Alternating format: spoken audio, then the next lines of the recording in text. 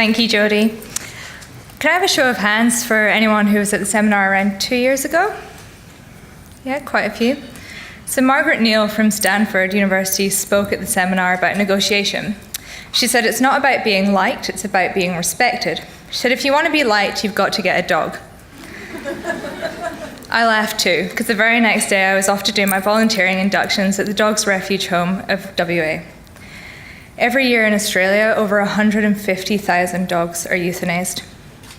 Last year alone, the Dogs Refuge Home rehomed over 1,000 unwanted, abandoned, neglected, and abused dogs.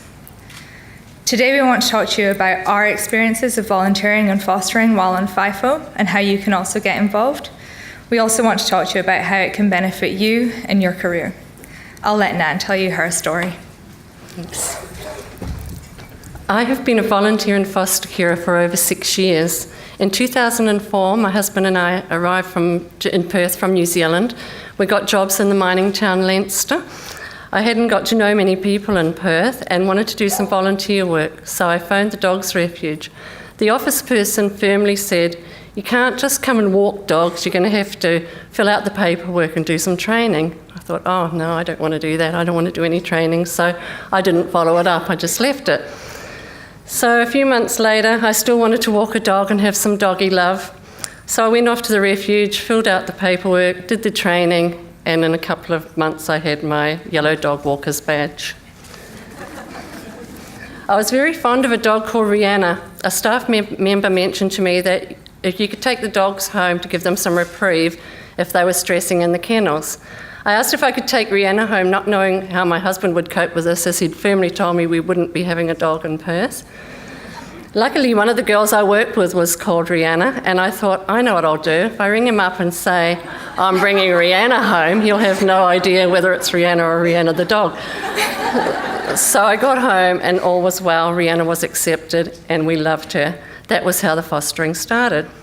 Since then, I've fostered over 16 dogs. The majority of them are now living in their forever homes. Most of the dogs I take are having problems coping in kennel life, as they've come from normal families for whatever reason and ended up in the refuge. So hopefully the few days reprieve I give them makes a difference. It certainly makes me happy. The only hard part is returning them to the refuge. Lately, when I take them back, I hand them over to a staff member and leave. I feel so much fitter these days. When you have a dog waiting patiently to go walking, it's very hard to say no. In fact, I feel strange walking if I don't have a dog with me. Missy was one of my favourites, a beautiful American bulldog that was not coping in the kennels. She's losing weight and very dog reactive. Every time I was back in Perth, I'd get Missy. She was amazing with my grandchildren and completely different dog away from the refuge. She let the kids lie all over her and her manners were great. She happily lay around the house. Unfortunately, she had to have a couple of operations, and one was to have a lump off her leg. I was picking her up from the refuge after her operation with a big bucket over her head. Quite hard to get a big dog with a big bucket into the back of my small car. I decided to take the bucket off, and poor Missy, she couldn't wait to get into the front seat to lie down and lay her beautiful head on my lap. I'm guessing she was grateful to be going home that day. Missy is still available for adoption to the right family. She won't be going back to the refuge. She spends her days living with her long-term foster carers. These days I'm a Friday walker with a fantastic group of people. We share amazing morning teas and try to have lunch together once every 2 months. In Kings Park, worked around Rachel and myself when we're home from work. I've made some lovely friends. During my time at the refuge, I've been able to take part in 3 big fundraisers, and with the help of BHP's match giving program, have raised over $160,000. Until recently, when the match giving program changed, both Rachel and I had every hour that we walked with the dogs matched by BHP by $20 an hour. I continue to raise money by selling Cadbury chocolates in Leinster. BHP will match any donation made by one of their employees. A day of the life of a volunteer means an early start in anywhere the conditions, arriving at the Dogs Refuge to see people going in all directions or leading dogs or dogs leading them, lots of barking from the kennels, making sure all the dogs have been toileted, checking the pairing board for any dogs that have a partner to walk with, and going and walking the dogs. Looking forward to a yummy morning tea. and a chat with the volunteers, and later checking that we have walked all the dogs.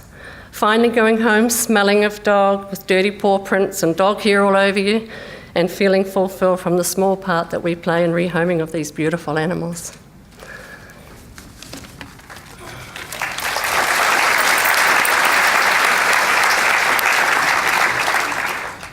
So you've heard Nan's story, but I don't think when most people think about volunteering, they necessarily relate it to their career. When I first started volunteering, I had no idea just how many skills I would learn which were also applicable to my working life. I bet none of you ever knew you could learn negotiation skills from a dog. I'm not kidding. There has been so many times when I've been just about to take a dog back to his kennel after his walk, only for him to slam on the brakes and refuse to go anywhere. I end up walking these big boof heads a lot of the time, so it's pretty hard to get them to go where they don't want to.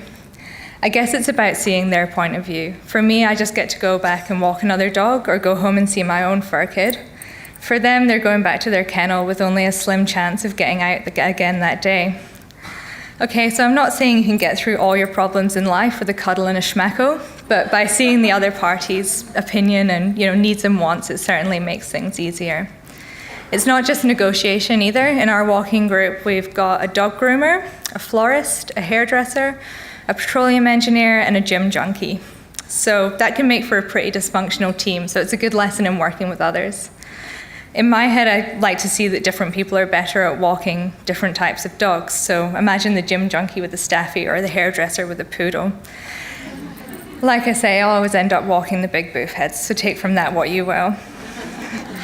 What we really want to do today is inspire you to volunteer in general. If dog walking's not your thing, that's fine. You can always do maintenance in the dog's sand pits and paddle pools. You can tend to the plants in the snuffle garden. Or if you're short on time, like many of us are, you can always take their winter coats home for mending. The opportunities really are endless, and there's something for everyone. If you're keen to get involved in volunteering or just interested in the dog's home, please come and talk to Nan or myself. And as you'll see from the flyer on your table, you can also meet one of our current residents who's in desperate need of a home. Volunteering Australia say that just a few hours of volunteering a week can make a huge difference to your mood and happiness. As Nan said, I certainly find that to be the case. I feel fulfilled and happy when I leave the gates of the refuge, just knowing that I've played a tiny part in making that dog's day better.